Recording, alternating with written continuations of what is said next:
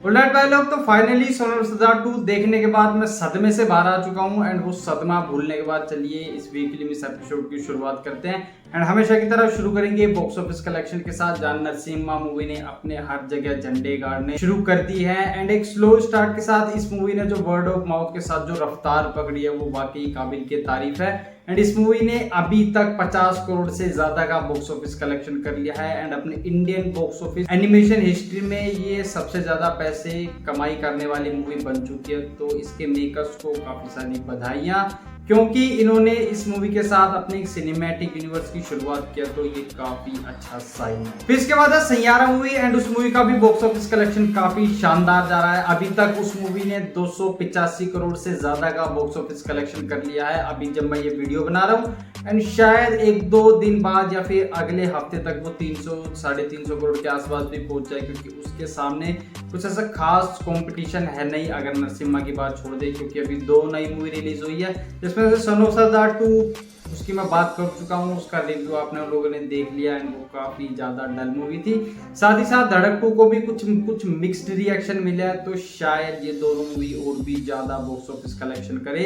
सैयारा और नरसिम्हा की बात कर रहा हूं मैं। इसके बाद है SRK and Vikrant Massey and दोनों के ही फैंस इस खबर को सुनकर काफी ज्यादा खुश होंगे एंड इन दोनों ही एक्टर्स के लिए काफी ऑनर वाली बात रहेगी, क्योंकि SRK को इंडस्ट्री में काम करते ऑलमोस्ट 3 दशक बीत चुके हैं एंड अब जाकर उन्हें उनका पहला नेशनल अवार्ड दिया जाएगा जवान मूवी के लिए, जहां पर 71st नेशनल फिल्म फेस्टिवल में उनका चुनाव किया गया है बेस्ट एक्टर के लिए, जो उनको जवान के लिए दिया जाएगा। उनके काम को प्रेज करते हुए, उनकी काम की सराहना करते हुए उनको एक नेशनल अवार्ड दिया जाएगा। साथ ही साथ विक्रांत मैसी को भी बेस्ट एक्टर का अवार्ड दिया जा रहा है बारहवीं फेल के लिए। उस कैरेक्टर को उन्होंने जिस तरीके से पोर्ट्रे किया, जिस तरीके से उन्होंने स्क्रीन पर उस चीज को बिखेरा उकेरा, वाकई काबिले तारीफ है एंड इसी के चलते उनके टैलेंट को भी प्रेज किया जा रहा है, उनके टैलेंट की भी सराहना की जाएगी एंड उनको भी ये नेशनल अवार्ड दिया जाएगा। इसके बाद है डार्लिंग प्रभास एंड उनको लेकर काफी सारी खबरें निकलकर सामने आई है। सबसे पहले तो संदीप रेड्डी वांगा के साथ मिलकर वो जो स्प्लिट बना रहे हैं उसकी फिल्मिंग वो 23 अगस्त से स्टार्ट कर देंगे एंड ऐसा बोला जा रहा है कि उस मूवी की फिल्मिंग वो बैक टू बैक शूट करेंगे, एक के बाद उसके एक शेड्यूल वो फिल्म करते चले जाएंगे एंड काफी फास्ट पेस पर ये मूवी शूट की जाएगी। उसके बाद इस मूवी का पोस्ट प्रोडक्शन चालू होगा एंड फिर कहीं 2026 में जाकर ये मूवी हमें देखने को मिलेगी। फिर इसके बाद उनकी फौजी एंड संदीप रेड्डी वांगा की स्प्लिट कंप्लीट करने के बाद वो फौजी के लिए शूट करना स्टार्ट करेंगे, जो पूरे 40 दिन तक चलेगा एंड इस दौरान वो माउंटेन, रिवर और फॉरेस्ट के आसपास शूट करेंगे एंड इसी शेड्यूल में वो एक हाई ऑक्टेन एक्शन सीक्वेंस भी शूट करेंगे, जिसका मूवी में काफी ज्यादा इंपैक्ट हमें देखने को मिलेगा। एंड फिलहाल के लिए वो राजा साहब पर काम कर रहे हैं, उसको कंप्लीट करने के बाद उनका पूरा शेड्यूल मैंने आपको बता दिया एंड फिर कहीं दिसंबर में जाकर वो राजा साहब का प्रमोशन करने के लिए थोड़ी बहुत डेट्स निकालेंगे। तो प्रभास का शेड्यूल काफी ज्यादा टाइट एंड बुक है एंड उनका 2026-2025 पूरा पैक जाने वाला एंड स्वागत है आपका डॉन 3 सेगमेंट में। फाइनली काफी टाइम बाद इस चीज पर हम चर्चा करेंगे। तो डॉन 3 से एक बैड न्यूज सामने आई है, इस मूवी को एक और बार इस मूवी को डिले कर दिया गया है एंड अब ये मूवी 2026 जनवरी से फिल्म होना स्टार्ट होगी। जिसके पीछे का रीजन खुद रणवीर सिंह ने बताया कि वो पहले धुरंधर को कंप्लीट करेंगे, उसको रिलीज हो जाने देंगे, उसका पूरा प्रमोशन, वो पूरा शेड्यूल वो कंप्लीट करने के बाद इस मूवी के लिए जाएंगे। साथ ही साथ इस मूवी का जो डायरेक्टर है फरहान अख्तर, उन्होंने भी ये बोल दिया है कि 120 बहादुर कंप्लीट करने के बाद ही वो डॉन 3 पर काम करना शुरू करेंगे एंड उसके लिए मतलब डॉन 3 के लिए अभी ऑडियंस को काफी लंबा वेट करना पड़ेगा। एंड मैं अपनी बात बताऊं तो डॉन 3 के लिए कौन ही वेट कर रहा है, आप धुरंधर बनाओ, उसको काफी अच्छे तरीके से रिलीज करो एंड देखते हैं कि राजा साहब के साथ उसका क्लैश कैसा होता है। एंड अब राजा साहब की बात हो ही रही है तो बता दूं, ऐसा सुनने में आया था कि पिछले दिनों राजा साहब को पोस्टपोन कर दिया गया है धुरंधर के चलते एंड ये मूवी पोंगल पर 2026 में हमें रिलीज होते हुए देखने को मिलेगी। लेकिन अब ऐसा नहीं है, इस मूवी के मेकर्स ने संजय दत्त के बर्थडे पर एक पोस्टर शेयर किया जहां पर मेंशन किया गया है इस मूवी की रिलीज डेट को, जो अभी भी 5 दिसंबर 2025 है। तो इसके मेकर्स को इस मूवी पर पूरा भरोसा है, ये मूवी पोस्टपोन नहीं हुई है। तो रणवीर सिंह वर्सेस प्रभास मतलब धुरंधर वर्सेस राजा साहब देखना काफी ज्यादा इंटरेस्टिंग होगा। फिर इसके बाद अनीत पड्डा जो सैयारा मूवी से अपना डेब्यू कर चुकी हैं एंड अभी से उनके खाते में काम आना शुरू हो चुका है। उनका जो नेक्स्ट प्रोजेक्ट होगा वो एक कोर्ट ड्रामा होगा जिसमें वो 17 साल की लड़की का कैरेक्टर प्ले करेंगी जो सेक्सुअली हरास्ड होगी एंड उनका केस लड़ने के लिए फातिमा सना शेख आएंगी। तो देखते हैं कि ये दोनों ही एक्ट्रेस मिलकर किस तरीके की वेब सीरीज हमारे सामने रखती है एंड मैं स्पेशली देखना चाहूँगा कि अनीत पड्डा का कैरेक्टर किस तरीके से चीज़ को हैंडल करेगा एंड उस कैरेक्टर को वो कैसे स्क्रीन पर प्रेजेंट करेंगे। फिर इसके बाद है अनुराग कश्यप, जिन्होंने अपना नेक्स्ट प्रोजेक्ट अनाउंस कर दिया है। इस मूवी का नाम बंदर होगा एंड ये एक करप्ट सिस्टम पर बेस्ड होगी, जिसमें बॉबी देओल और सानिया मल्होत्रा हमें लीड रोल में देखने को मिलेंगी। साथ ही साथ कुछ साउथ के एक्टर्स भी हमें इस मूवी में देखने को मिलेंगे एंड फिलहाल इस मूवी के बारे में बस इतनी ही खबर है। बाकी इस मूवी का टीजर, ट्रेलर या कोई खबर निकल कर सामने आती है तो मैं उस चीज को जरूर से एडवाइस करूंगा, क्योंकि अनुराग कश्यप बना रहे हैं तो कुछ अच्छा ही मैं एक्सपेक्ट करूंगा। आएगी तो देख ही लेंगे। फिर इसके बाद अपना एलसी यूनिवर्स एंड उस यूनिवर्स से काफी सारे रूमर, काफी सारी खबरें और पता नहीं क्या क्या सामने आ रहा है, तो एक एक करके उनके ऊपर बात करें। तो सबसे पहले लोकेश कनगराज के डायरेक्शन में बनने वाली कुली का हमें ट्रेलर 2 अगस्त को देखने को मिल जाएगा, जो 7 बजे के आसपास पब्लिक के लिए रिलीज कर दिया जाएगा। तो अभी जब आप ये वीडियो देख रहे होगे तो वो ट्रेलर आ चुका होगा एंड उस पर मैं रिएक्शन शायद से कर चुका हूँ।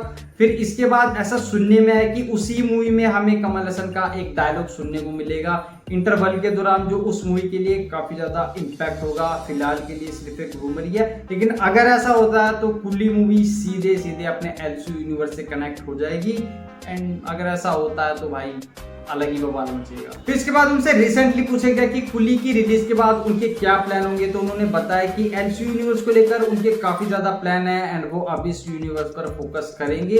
एंड उस यूनिवर्स पर बात करते हुए उन्होंने बताया कि विजय के बगैर उस यूनिवर्स को कंप्लीट करना उनके लिए डिफिकल्ट होगा एंड शायद वो उस यूनिवर्स को कंप्लीट ना करें। हम जानते हैं कि विजय ने रिटायरमेंट का अनाउंसमेंट कर ही रखा, तो वो सोच रहे हैं कि विजय के बगैर इस यूनिवर्स को कैसे कंप्लीट करे, जो काफी ज्यादा डिफिकल्ट टास्क होगा।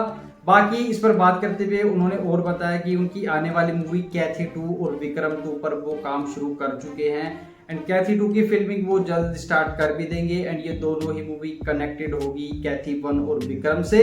साथ ही साथ उन्होंने ये भी बताया कि रोलेक्स की स्टैंड अलोन मूवी पर भी वो काम शुरू कर चुके हैं, जो फिलहाल काफी इनिशियल स्टेजेस में है एंड जब भी सही टाइम आएगा वो उस मूवी को जरूर से बनाएंगे एंड लोगों को एलसी यूनिवर्स में काफी तगड़ी मूवी देखने को मिलेगी and sounds kind of interesting and LC universe में हमें काफी ज्यादा बवाल देखने को मिल सकता है, ऐसी मैं उम्मीद करता हूँ, क्योंकि लोकेश भाई साहब अलग ही माइंडसेट का बंदा है, बनाएगा तो बवाल ही बनाएगा। इसके बाद है प्रियदर्शन की हैवान मूवी एंड जैसा कि हम जानते हैं कि इस मूवी में हमें अक्षय कुमार और सैफ अली खान लीड रोल में देखने को मिलेंगे एंड ऐसा सुनने में आया कि इस मूवी में अक्षय कुमार एक एंटेगनिस्ट का कैरेक्टर प्ले करेंगे, वहीं सैफ अली खान एक प्रोटैगनिस्ट का कैरेक्टर प्ले करेंगे। यहाँ सैफ अली खान का कैरेक्टर ब्लाइंड होगा एंड अक्षय कुमार के कैरेक्टर वो भारी पड़ता हुआ हमें देखने को मिलेगा एंड इस मूवी की फिल्मिंग वो 23 अगस्त से स्टार्ट कर देंगे एंड ये मूवी हमें कहीं 2026 में जाकर देखने को मिलेगी and it sounds kind of interesting, क्योंकि अक्षय कुमार को एक ग्रे शेड के कैरेक्टर में देखना, एक नेगेटिव कैरेक्टर में देखना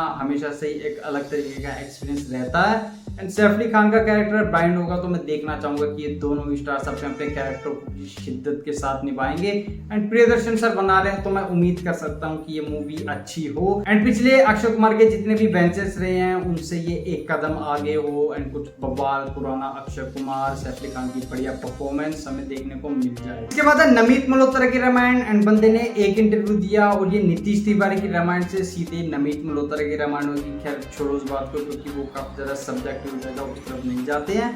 ऐसा सुनने में आया कि इस मूवी में हमें गाने नहीं बल्कि भजन सुनने को मिलेंगे एंड कुछ एक डायलॉग हमें संस्कृत और हिंदी में सुनने को मिलेंगे, जो इंटरनेशनल ऑडियंस के लिए भी ओरिजिनल लैंग्वेज में ही उन्हें सुनने को मिलेंगे एंड ऐसा इसके मेकर इसलिए कर रहे हैं क्योंकि उस सीन की, उन स्लोक्स की वो स्पिरिचुअल सोल, वो ऑथेंटिकेशन वो ब्रेक नहीं करना चाहते और इसी के चलते उन्होंने ये डिसीजन लिया है and I think it's a good idea, क्योंकि हमने काफी सारी हॉलीवुड मूवीज देखी हैं तो जब भी अपनी ओरिजिनल लैंग्वेज में बात करते हैं, इवन लास्ट टाइम जब हमें कांतारा देखी थी तो उसमें जब भी देव बोलते हैं तो वो उनकी ओरिजिनल लैंग्वेज में ही बोलते हैं, बस नीचे हमें सबटाइटल्स पढ़ने को मिल जाते हैं, तो शायद ये उनका अच्छा मूव हो सकता है क्योंकि उस सीन की ऑथेंटिकेशन, उसकी स्पिरिचुअल सोल वो अच्छे से प्रेजेंट कर पाए। बस सबटाइटल वहां पर जरूर से डाल देना क्योंकि इंडियंस उस चीज से रिलेट कर पाए, उस चीज को समझ पाए, लेकिन इंटरनेशनल ऑडियंस के लिए वो सुनना या फिर उस चीज को समझ पाना थोड़ा डिफिकल्ट हो सकता है, तो शायद सबटाइटल्स उस चीज में उनकी हेल्प कर पाए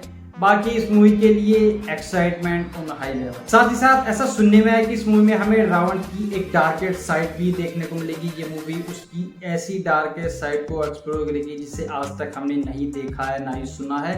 इस मूवी में हमें एक सीन देखने को मिलेगा जहां रावण शूर्पणखा के हस्बैंड को डेथ देते हुए देखने, मतलब उसको मर्डर तो नहीं बोलेंगे, उसके लिए डेथ ऑर्गेनाइज करते हुए देखने को मिलेगा, जो इतनी ज्यादा ब्रूटल भयावह होगी कि उससे उसका पूरा कैरेक्टर जस्टिफाई हो जाएगा कि वो कितना ब्रूटल, कितना बड़ा दानव है। तो उस चीज को भी वो अच्छे से एक्सप्लोर करते हुए हमें दिखाएंगे। एंड मूवी से ऐसी ऐसी खबरें आना लाजमी है, क्योंकि अभी इस मूवी को आने में कम से कम पूरा 1.5 साल का टाइम है। तो ऐसे ऐसे रूमर, ऐसी ऐसी खबरें आती रहेंगी, आएंगी, मैं आपको बता दूंगा। आप देखते हैं कितनी सच होती है, कितनी झूठ। खैर ये तो हमें अगले साल मूवी देखने पर ही पता चलेगा। फिर इसके बाद है सन्नी पाजी, जो एक और एक्शन थ्रिलर मूवी करने जा रहे हैं। इस मूवी में हमें के मेनन और पंकज त्रिपाठी भी उनके साथ देखने को मिलेंगे। एंड इस मूवी को डायरेक्ट करेंगे मलयालम फिल्म डायरेक्टर बालाजी। तो देखते हैं कि किस तरीके की मूवी होगी एंड इस बार सन्नी पाजी क्या उखाड़ेंगे, मतलब मूवी में क्या उखाड़ेंगे।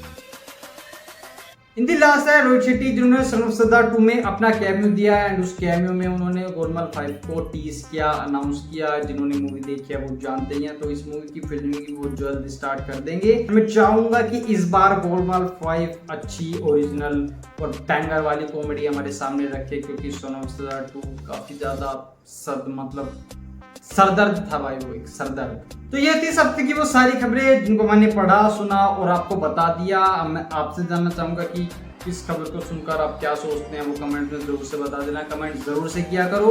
वीडियो अच्छा लगा हो तो लाइक कर देना, अपने दोस्तों के साथ जरूर से शेयर कर देना और चैनल पर कहीं सब नया तो सब्सक्राइब जरूर से कर लेना।